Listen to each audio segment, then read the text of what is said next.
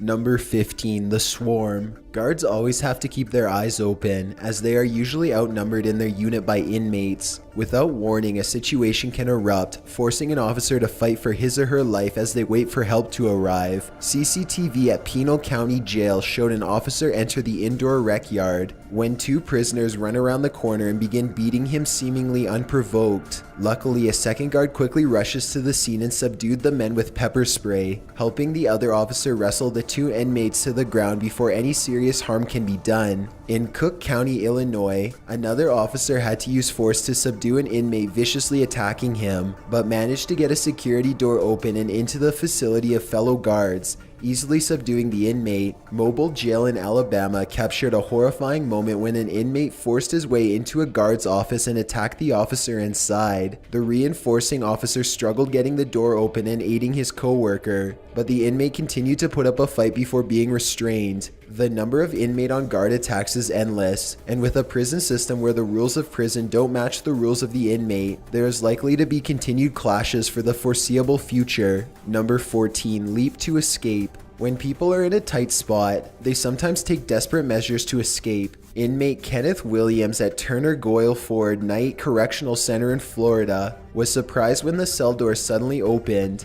and he walked out to investigate. Two other inmates snuck out and stalked him, cornering Williams in a nearby hallway. After a brief exchange of words, it became clear these two inmates were out to get him, and he made a run for it. After seeing he was again cornered, outnumbered, and running out of options, he leapt over the railing and onto the floor below. The would-be attackers watched and looked over the railing in shock, seemingly unsure of what they just saw actually transpired. There is speculation a guard or several guards were in on the attack plot, since the two attackers appeared to know the doors would open and they sprung into action. The motive behind Williams' attempted assault is believed to be gang-related, as Williams is the suspected leader of the New Manelli gang. Williams suffered from a fractured vertebrae and broken ankle, but survived his plunge. An investigation is ongoing as to the cause of the prison doors opening, but it is unsure if it will ever be revealed. Number 13, Andreas's Taste of Prison Life. Beyond Scared Straight was a show on A&E from 2011 until 2015. The show followed teens going through programs meant to have them experience prison life in order to steer them away from their criminal behavior. One clip that has gained widespread popularity is that of Andreas, a young self-proclaimed member of the Bloods gang. During his prison visit, he was introduced to locked up members of the rival Crips, who showed them their full anger towards his claimed gang.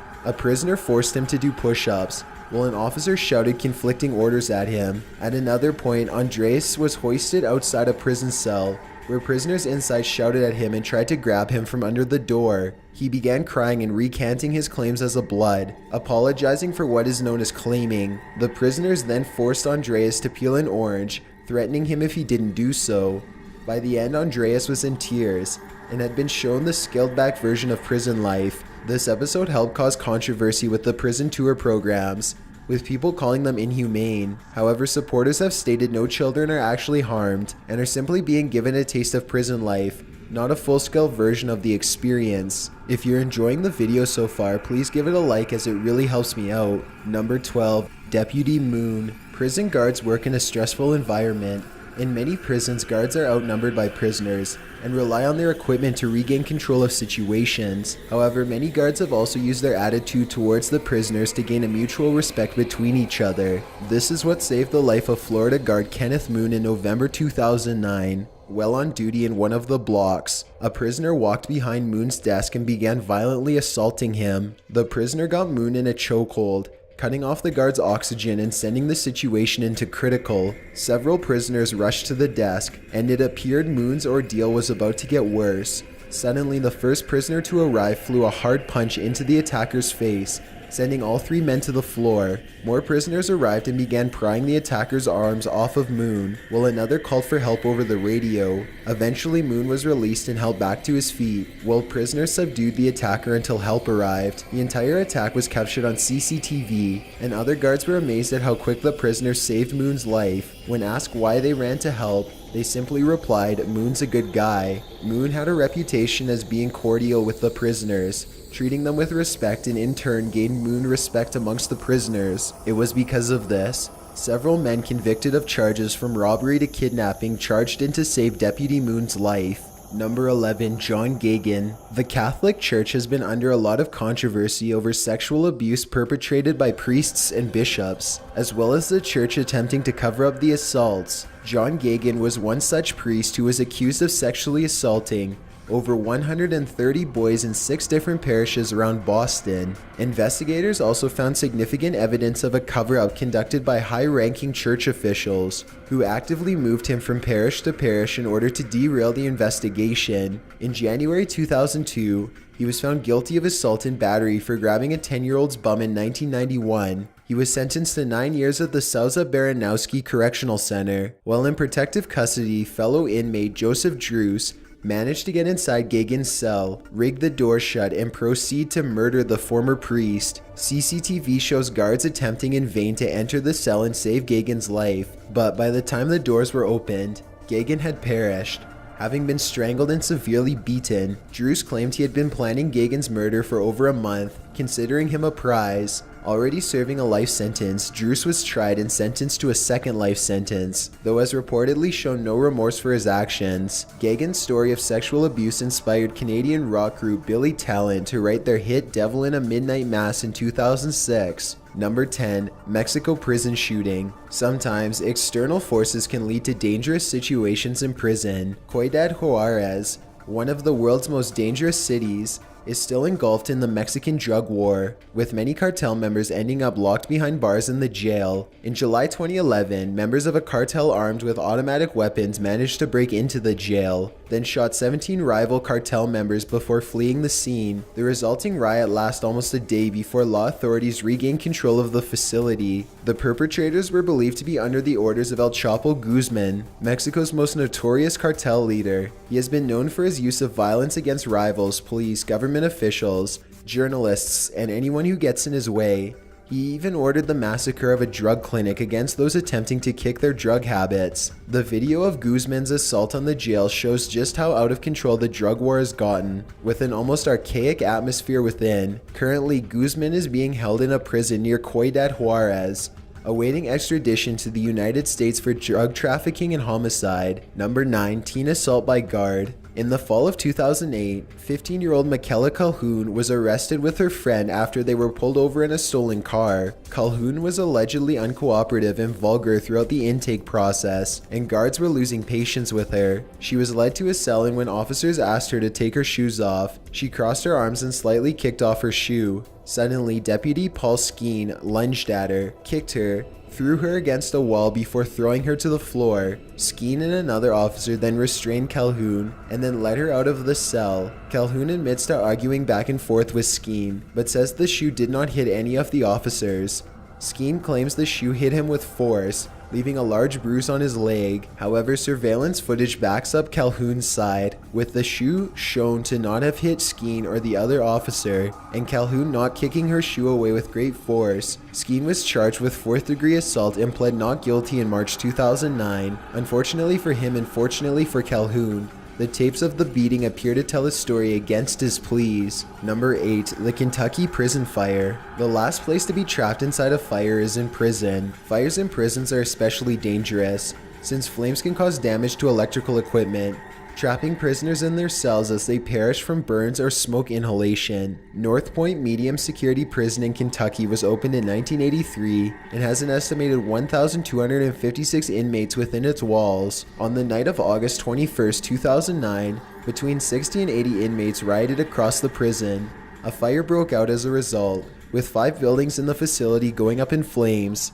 Before the riot, the prison had been in lockdown after a Hispanic gang assaulted a black and white inmate. Frustrations over the lockdown boiled over, and prisoners took their anger out on the prison itself. Residents in the surrounding area gathered to watch the flames extend into the sky, with the cause being initially unknown. Several small explosions were also observed, believing to be from electrical equipment. The prison's emergency response team managed to regain control of the prison, so firefighters could begin putting out the flames. Luckily, no one was seriously hurt in the riot and blaze, which is lucky considering the extent the flames traveled. Due to the damage, inmates were also temporarily housed in other prisons while the facility was repaired. It has since returned to full operation and still runs as of 2016. Number 7. Darnell Smith's rampage. For many, romance between a prisoner and guard seems unthinkable. However, this is exactly what happened between Darnell Smith and Trina Leha in 2001. Smith was serving a sentence in Stillwater Prison in Minnesota. The two developed a friendship and eventually a romance, kept secret to prevent Leha's career. Other guards caught wind of the affair and Leha was fired from her job. After Smith's release, he conspired with Leha to kill a former associate of his. On July 5, 2001, Smith and Leha murdered Bobby Holder before dismembering him and disposing of the evidence. Unfortunately for Smith and Leha, investigators quickly closed in and the two were arrested. Smith was given a life sentence and sent to the Oak Park Heights prison. On his first week in the prison, Smith discovered a flaw in the maximum wing of the prison. The door separating the out area with the cells could be easily jammed with a sheet, and so Smith sealed the gate shut and began taking his anger out on the cells and windows. He and other inmates smashed bits of concrete from their cell and threw them at the protective glass as officers watched on. Eventually, guards stormed in and subdued the prisoners. In his rampage, several cells were heavily damaged, and shockingly with only the prisoner's bare hands, Smith continues to serve out his sentence and is constantly watched due to his manipulative behavior. Number 6. Guantanamo's immoral practices. Located on the southern tip of Cuba, Guantanamo Bay is a military base and prison facility housing suspected terrorists. Since the prison opened, it has been the scene of controversy for holding prisoners without fair trial and suspected torture methods used on prisoners during interrogation. Waterboarding or simulated drowning is the most well-known of torture suspected to be used, but there is also reports of sensory deprivation and isolation. Humiliation is also widely used, including stripping of inmates, shouting derogatory comments at them, and forcing them to perform menial tasks. In 2012, BBC aired a documentary showcasing the methods of torture used in a simulation, having people experience life at Guantanamo Bay from capture to detainment. The program offers an in-depth experience to what life is said to be like at Guantanamo, and has participants in shock at the treatment they suffer. While it is largely scaled down due to safety issues, it is said to be accurate to the actual practices at Guantanamo. Clandestine footage of Guantanamo has also captured the arrival of detainees, showing them being carried in uncomfortable fashion and being strip searched outside. Talks about closing Guantanamo and returning it to Cuba has increased in recent years, but it is unknown of when that will be and where its prisoners will go once this is done. Number 5. The rampage of Sabir Chavez. Violent prisoners will wait for the perfect moment to lash out on other inmates and staff. On January 3, 2012,